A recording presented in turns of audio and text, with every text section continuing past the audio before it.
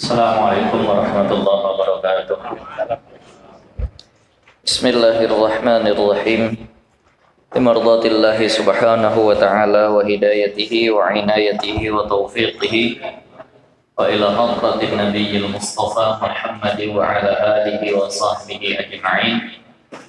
Li jami'i masyayikhina wa mursyidina wa murabbina liman 'allamana minal muslimina wal muslimat waliwalidina wa khususan di muallifi hadal kitab. Al-Fatihah. A'udzu billahi minasyaitonir rajim. Bismillahirrahmanirrahim. Alhamdulillahi rabbil alamin. Arrahmanir rahim. Maliki yaumiddin. Iyyaka na'budu wa iyyaka nasta'in. Ihdinas siratal mustaqim. Siratal ladzina an'amta 'alaihim ghairil maghdubi 'alaihim waladdallin. Amin. Bismillahirrahmanirrahim. Alhamdulillahi rabbil alamin. Wassalatu wassalamu ala asyrafil anbiya'i wal mursalin sayyidina wa maulana Muhammadin wa ala alihi wa sahbihi ajma'in. Amma ba'du, rabbi yassir wa la tu'assir, rabbi tamim bi khair. Qala al-muallif rahimahullahu ta'ala wa nafa'ana Allahu bihi wa bi barakati ulumihi fid dharain. Amin. Alhamdulillah, malam hari ini kembali bisa kita lanjutkan kajian kita dengan kitab Minhajul Abidin karya Imam Abu Hamid Muhammad bin Muhammad Al-Ghazali, yang insyaallah kita akan masuk kepada Al-Aqabatus Tsaniyatu wa hiya Aqabatut Taubah. Masuk kepada tanjakan yang kedua, rintangan yang kedua untuk agar seseorang itu sampai kepada Allah Subhanahu wa ta'ala setelah melewati aqabah ilmu, setelah dia pahami ilmu mana yang wajib dia pelajari, setelah tauhidnya lurus, setelah fikihnya bagus dan tasawufnya pun dia pelajari, maka yang berikutnya adalah dia harus segera bertaubat. Ya, harus segeralah dia bertaubat. Bermula aqabah yang kedua, dan yaitu aqabatut taubah, yaitu adalah aqabah taubah. Kemudian wajib atasmu, wahai orang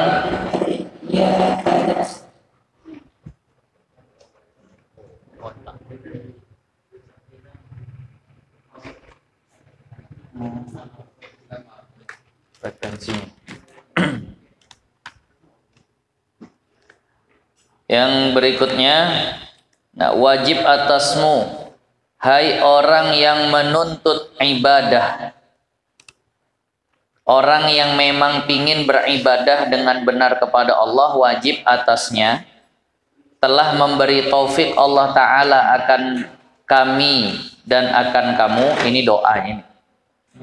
Nah, ini doa. Jadi kalau ada bahasa seperti ini maksudnya doa. Sebenarnya telah itu lebih cocoknya digantikan semoga. Nah, wajib atasmu wahai orang yang menuntut ibadah, semoga Allah memberikan kami dan engkau taufik. Nah, apa yang wajib? Dengan taubat. Wajib dengan taubat. Secara bahasa, taubat ini artinya kembali. Taubat ini artinya kembali. Dari yang awalnya bermaksiat, kembali taat. Dari yang awalnya melanggar perintah Allah, kembali taat kepada perintah Allah. Ini adalah maqam pertama dalam ilmu tasawuf. Dan biasanya dalam kitab-kitab tasawuf, itu yang pertama pembahasan tentang ikhlas atau niat. Yang kedua biasanya pembahasannya tentang taubat. Biasanya begitu. Kitab Riyadhus Shalihin itu pun begitu. Pertama tentang ikhlas, keduanya tentang taubat. Karena memang taubat ini adalah anak tangga pertama. Kita nggak akan bisa melanjutkan jalan kalau belum kembali. Nah, ada satu jalan. Ke kanan nih jalan yang lurus. Inilah jalan yang benarnya, ke kanan. Ke kiri ini jalan yang melenceng. Kita udah berjalan ke kiri nih. Supaya bisa balik lurus, supaya bisa menempuh jalan yang lurus nih, balik dulu ke titik awal nih, barulah jalan lagi. Nah, artinya kembalilah kita dulu, balik dulu lagi taat sama Allah, barulah jalan itu nanti bisa ditempuh dengan baik. Nah, jadi wajib, hukum taubat nih wajib. Yang tak taubat berdosa, karena memang orang yang berdosa yang wajib taubat. Wajibnya bagaimana? Wajibnya bersegera. Kapan bermaksiat, segeralah bertaubat. Nah, walaupun mungkin nanti terulang lagi segala macam, pokoknya taubat terus. Nah, dalam satu riwayat, taubat itu sehari bisa 70 kali, bisa 100 kali. Jadi sering-sering taubat. Bikin maksiat, taubat. Jatuh lagi ke maksiat, taubat. Pokoknya supaya manalah yang menjadi ujung. Kita ingin yang menjadi ujung kita adalah taubat, bukan maksiat. Jadi makanya bikin maksiat, taubat lagi. Bikin maksiat, taubat lagi. Nah, jadi maka kalau seandainya kita melakukan kesalahan, jangan beranggapan gini, alah taubat pun nanti aku buat lagi. Enggak, bertekad jangan buat lagi. Ternyata terbuat lagi, ya taubat lagi. Kalau kata Habib Ali Al-Jufri, jika kau memang masih terus bermaksiat, teruslah kau taubat sampai kau bosan bermaksiat. Jangan bosan bertobat. Nah, sampai bosan maksiatnya. Nah, teruslah begitu. Dan jangan pernah merasa dosa kita terlalu besar sehingga kayaknya Allah tak akan ampuni, putus asa. Putus asa terhadap rahmat dan ampunan Allah itu jauh lebih besar dosanya daripada dosa-dosa kita sendiri.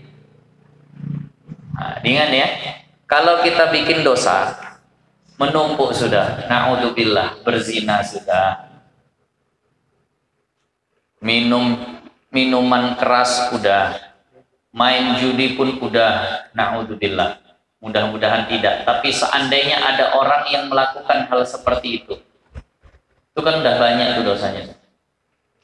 Lalu dia pas mau bertobat dia rasa tak bisa lagi, Allah ngampuni aku, udah banyak kali dosa, tak akanlah bisa diampuni lagi. Putus asa terhadap rahmat dan ampunan Allah.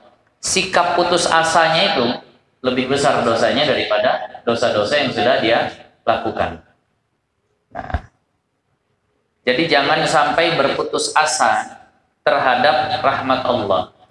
Nah, memang terkadang kalau melihat orang yang bermaksiat itu geramnya luar biasa. Pernah suatu hari Sayyiduna Abu Hurairah didatangi seorang perempuan. Nah, didatangi seorang perempuan, saya lupa namanya. Nah, itu tadi. Maka perempuan tadi pas ketika Sayyiduna Abu Hurairah, mohon maaf, bukan didatangi. Sayyiduna Abu Hurairah berjalan, nampaknya ada perempuan pakai cadar, ditutup wajahnya. Lalu perempuan tadi memanggil, ya Abu Hurairah, wahai Abu Hurairah. Nah, ada yang mau kutanyakan. Tanyalah, kata Abu Hurairah. Nah, kira-kira Allah bisa nggak ampuni dosaku? Nah, maka kata Sayyiduna Abu Hurairah, apa rupanya dosamu? Aku berzina, nah, lalu aku hamil, lalu aku melahirkan, lalu kubunuh anakku. Mendengar itu merah padam muka Abu Hurairah, Kata Abu Hurairah, mana bisa lagi kau dapat ampunan? Kau sudah membunuh orang yang tak bersalah, udah berzina. Tak akan bisa lagi kau diampuni oleh Allah. Menjerit, menangis perempuan tadi. Lari pergi jauh. Setelah perempuan itu pergi jauh, tersentak Sayyiduna Abu Hurairah. Sayyiduna Abu Hurairah berkata, nah, ufti, nah, wa indi Rasulillah, au kama qala. Bagaimana mungkin aku berfatwa sementara di sisiku masih ada Rasulullah? Bahasa kita kok berani-beraninya aku ngasih jawaban sementara Rasulullah masih hidup bersama kami. Maka Sayyiduna Abu Hurairah, nah, itu mendatangi Rasulullah kemudian bertanya, ya Rasulullah, tadi ada perempuan bertanya kepadaku. Dia bertanya, bisa nggak kira-kira dosanya diampuni Allah? Apa dosanya? Dia berzina, hamil, melahirkan, anaknya dibunuhnya. Apa kau jawab? Kata Rasulullah, ku bilang tak akan bisa dia mendapatkan ampunan Allah. Mendengar itu Rasulullah gantian yang mukanya merah padam atau menunjukkan tak senang. Kata Rasulullah, laqad halakta wa ahlakta. Sungguh kau telah celaka dan telah mencelakakan orang. Kata Rasulullah. Allah tuh maha pengampun, kalau yang begitu saja bisa Allah ampuni. Mendengar itu bergetar ketakutan Sayyidina Abu Hurairah. Akhirnya dia pergi ke pasar, dia pergi ke masjid, dia pergi ke dusun, dia pergi kemana. Apa yang dikatakan? Ada yang nampak perempuan cirinya begini-begini. Ada yang nampak perempuan cirinya begini-begini. Terus dia cari perempuan itu sampai orang-orang bilang, nah, Sayyidina Abu Hurairah sudah gila gara-gara perempuan. Sampai disebut orang begitu karena kemana-mana itu yang tanya. Nampakmu perempuan, modelnya begini-begini orangnya. Nampakmu perempuan, karena takutnya sudah tersalah fatwa. Nah, karena bikin orang putus asa terhadap rahmat Allah. Sampai akhirnya Allah pertemukan dia sama perempuan itu. Lalu dikata oleh Abu Hurairah, aku sudah tanya baginda Nabi, sudah tanya Rasulullah, Allah bisa terima taubatmu dan ampuni dosa-dosamu. Mendengar itu berteriak perempuan tadi kegirangan. Awalnya berteriak kecewa, bersedih hati, ini berteriak karena sangat-sangat gembira. Maka kata perempuan tadi, wahai Abu Hurairah, aku punya beberapa petak tanah luas cukup yang berisi kebun kurma, semuanya aku sedekahkan di jalan Allah, untuk kafarah terhadap dosa yang pernah aku lakukan. Nah, jadi jangan pernah merasa dosa terlalu besar sampai lebih besar dosanya daripada maghfirah dan ampunan Allah. Jangan. Nah, tobatlah. Nah, ini dulu. Malam nih ingat tadi siang, semalam, setahun ini atau kapanpun sudah pernah lakukan dosa apa saja, istighfarkan. Namanya manusia. Kena goda setan, tergelincir, bikin maksiat. Tapi sadari itu maksiat dengan ilmu, kan itu. Orang tak akan bisa bertobat kalau enggak dia punya aqobah, tidak dia lewati aqobah yang pertama. Orang akan bisa dia sampai lewat atau melewati aqobah yang kedua kalau dia lewati aqobah yang pertama. Karena aqobah yang pertama ini, yakni aqobah ilmu, disitulah menjadi penentu, oh ini maksiat, ini bukan, kan gitu. Ketika dia tahu itu maksiat, maka dia pun akan bertobat. Kalau tak ada ilmunya, cemana nak bertobat orang dia tak tahu kalau itu salah. Kerja, membungakan uang terus. Dia sangka kerja itu halal begitu. Cemana dia mau tobat kalau dia tak tahu ilmunya bahwasannya itu adalah perbuatan maksiat. Maka aqobah yang pertama akan membawa dia untuk bisa melewati aqobah yang kedua. Tahu dulu mana halal haram. Kalau tak tahu yang haram, dia tak akan bertobat daripada yang haram. Nah, maka inilah kaitan terus antara setiap aqobahnya. Nah, jadi setelah kita ingat, oh tadi siang aku ada bercakap begini kepada orang, itu ghibah itu. Ya Allah, nyesal, istighfar, besok seterusnya sampai kapanpun tak akan aku ulangi lagi. Oh, tadi pagi ada memandang kepada yang tidak boleh dipandang. Istighfar, besok kalau ngelihat yang begitu lagi akan aku palingkan wajahku, akan aku tundukkan wajahku. Nah, walaupun setelah benar-benar begitu, namanya manusia mungkin akan terjatuh lagi, tobat lagi. Nah, tobat itu bukan sekali. Tobat itu berkali-kali. Sebagaimana maksiat kita juga mungkin akan terjadi berkali-kali. Nah, jadi yang perlu disyukuri dari Allah berikan umur panjang ini adalah masih punya kesempatan bertobat. Ini sebelum tidur, tobat nanti. Takut tidur tak bangun lagi. Yang penting sudah ditutup dengan taubat. Dan karena yang demikian itu dua perkara. Tobat ini sebab wajibnya itu dua perkara. Pertama, supaya hasil bagimu taufik bagi taat. Nah, supaya kita bisa punya keinginan untuk melakukan ketaatan, maka taubatlah kita. Maka bahwasannya celaka dosa itu, kita artikan apa? Buruknya dosa itu, gitulah. Karena sesungguhnya buruknya dosa itu mempusakai. Kita artikan menyebabkan. Nah, itulah. Mempusakai itu menyebabkan. Buruknya dosa itu menyebabkan hirman. Hirman itu apa? Yakni menegah taat.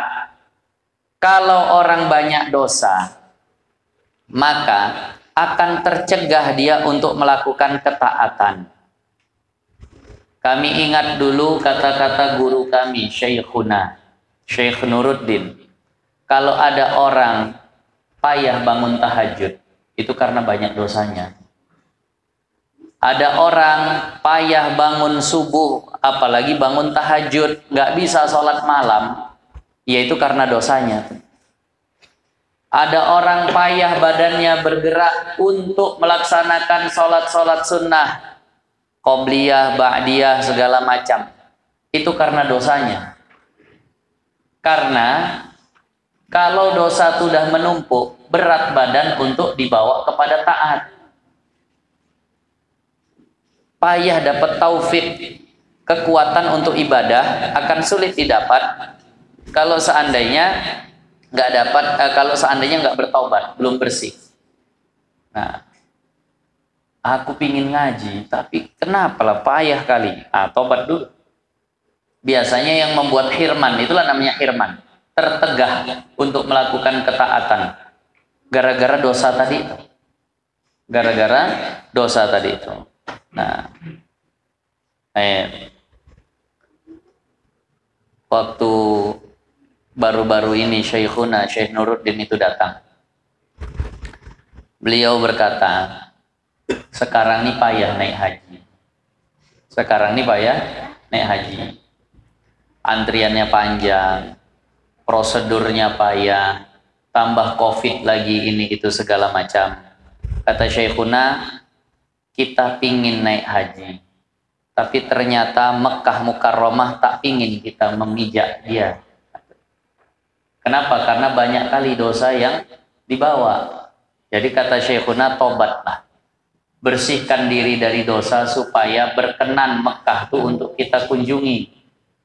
Takutnya gara-gara banyaknya dosa kita, karena banyaknya maksiat kita, memang Madinah dan Makkah, Madinah Munawwarah, Makkah Mukarramah, nah, yang tak berkenan untuk kita kunjungi, sehingga beginilah hasilnya. Itulah cara beliau. Daripada menyalahkan sana sini pemerintah ini itu, coba lihat sudah sepantas apa kita untuk duduk di hadap makam Rasulullah. Dengan diri yang berlumuran dosa gini, apa layak kita untuk menghadap di Ka'bah Baitullah. Bersihkan dulu itu, insya Allah mudah nanti ke sana. Itulah caranya. Ketimbang terus ngutuk pemerintahan, ya kali ini kalau nggak diginikan mungkin cepat naik haji, kalau seandainya tak ada begini. Semua itu pada hakikatnya takdir Allah. Supaya Allah mudahkan kita untuk melakukan taat, bersihkanlah dulu diri dari maksiat. Nah, jadi yang pertama, bahwasannya Nah, buruknya dosa itu akan menyebabkan hirman, sulitnya kita untuk mendapatkan ibadah. Nah, baris bawah ya, hirman. Nah, dan mengiringi khudlan, kehinaan. Tiada kuasa mengerjakan dia. Nah, jadi nggak sanggup mengerjakan ibadah. Nah, dan bahwasannya tambatan dosa, tambatan kita artikan belenggu, ikatan. Nah, qaid kalau bahasa Arabnya, quyudud dzunub, ikatan-ikatan dosa. Kalau orang sudah terikat dengan dosa, nah ikatan dosa itu menegahkan daripada berjalan kepada taat bagi Allah, dan juga menegah bersegera kepada khidmat akan dia. Udah terlalu banyak dosa, payah diajak ngaji. Kalau udah terlalu banyak dosa, makin kelam terus dia. Lihat orang yang sudah kena maksiat, makin lama makin tenggelam, makin payah, makin sulit diselamatkan. Nah, kalau sudah kadang banyak maksiat, kecuali memang Allah gerakkan, Allah kasihi, Allah sayangi dia, akhirnya adalah keinginannya untuk taubat. Nah, jadi jangan putus asa. Imam Fudail bin Iyad itu awalnya begal. Kita bukan seperti itu awalnya. Beliau bisa jadi wali. Nah, Sayyiduna Umar bin Khattab awalnya adalah orang yang sangat ingin membunuh Rasul, tapi akhirnya sangat mencintai Rasul. Kita tak sampai setingkat itu titik awalnya. Jadi bisalah juga kita bertobat. Nah, banyak orang-orang yang lebih parah dosanya dari kita, tapi tak putus asa kepada rahmat Allah. Terus minta ampunan dari Allah supaya kuat ibadahnya. Kalau ini nggak dibersihkan, payah. Mau ditambah segala macam pun dia makin keruh kalau nggak bersih sebenarnya. Nah. Dan khidmat orang dan hikmat. Nah, orang yang ia itu mengekalkan atas maksiat, orang yang terus-menerus dalam maksiat dan benci, nah, dan benci dia, bencinya di sini tak dijelaskan benci apa. Yang ada terjemahan ada benci apa tak bawa. Nah, sini gantung soalnya ini.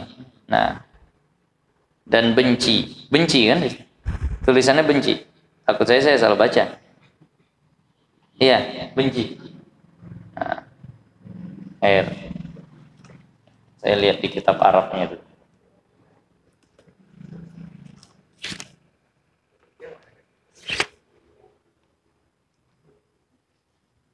Mana tadi? Dosa ini mengekalkan dosa itu bukan. Tambatan dosa menegakkan apa terlompat saya baca. Oh, terlompat. Segera kepada khidmat akan iya benar. Menegakkan daripada jalan kepada Tuhan. Bersegera kepada khidmat akan dia. Ya, dari situ tadi ya. Dan bahwasannya berat dosa itu, itu lanjutannya. Mohon maaf terlompat tadi. Dan bahwasannya berat dosa itu menegahkan ringan di dalam kebajikan dan rajin kepada taat. Kalau orang sudah terlalu banyak memikul dosa, berat dia untuk bikin baik dan berat bikin taat.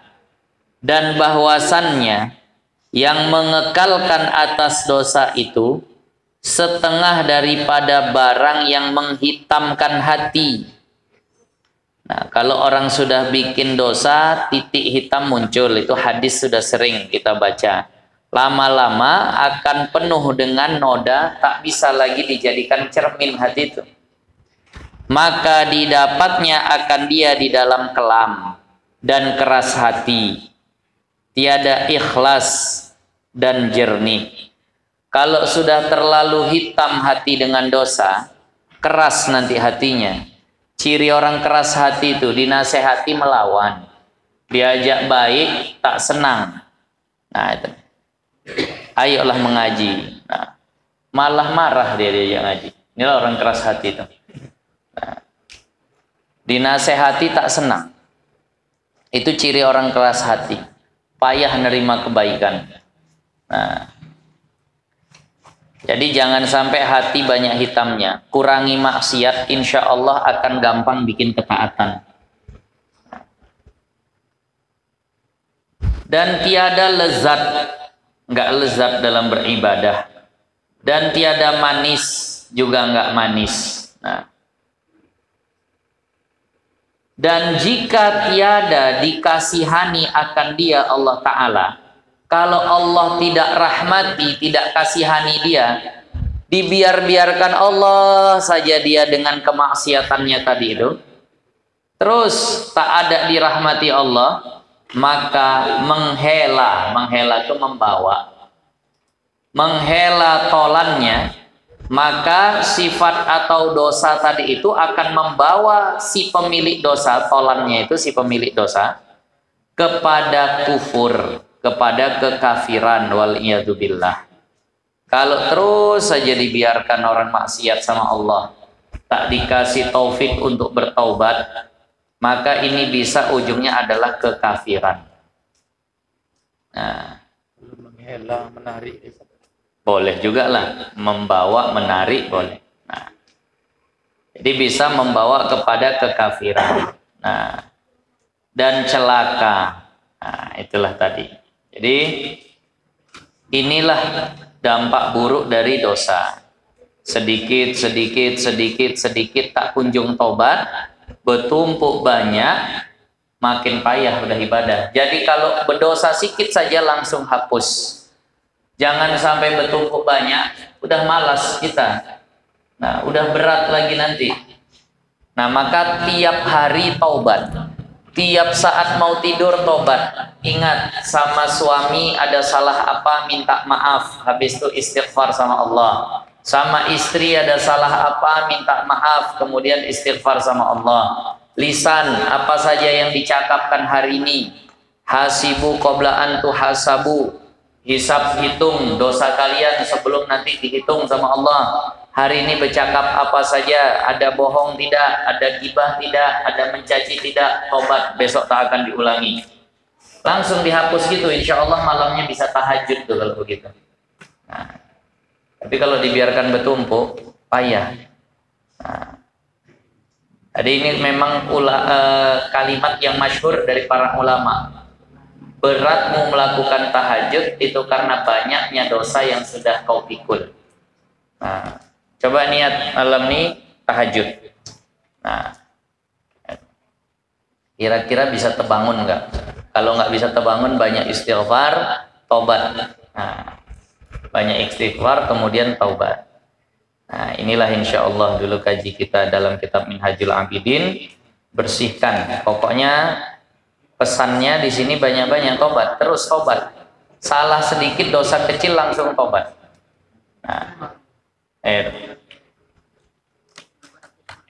orang yang benar imannya itu memandang dosanya seperti gunung Uhud yang hendak ditimpakan kepada dia. Tapi orang yang lemah atau tak bagus imannya, dia memandang dosanya itu seperti lalat yang nempel di hidungnya. Suka diusir gitu aja bakalan gugur. Jadi anggap sepele sama dosa. Kalau orang yang memang luar biasa imannya, itu kalau bikin dosa, dia akan pandang dosa itu sebesar gunung Uhud tadi itu. Nah,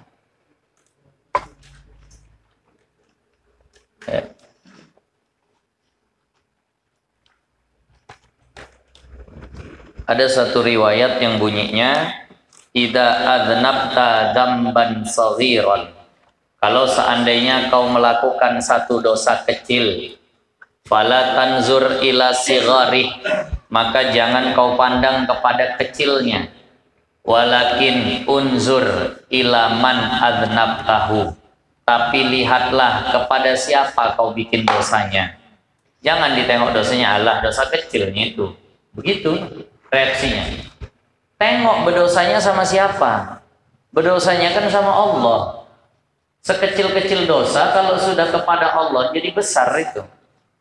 Tak sengaja. Nah, tersenggol kepala kawan. pakai tangan kita, berjalan tak sengaja tersenggol kepalanya. Kalau nengok kawan, nah paling tinggal mohon maaf nggak sengaja udah. Nah bisa pun kita ketawa. Nah. Ini tak sengaja tersenggol kepala tuan guru.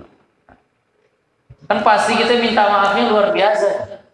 Nah, samanya kecil juga. Orang tak sengaja, cuma kepala tuan guru buka. Nah, telepuknya tak sengaja.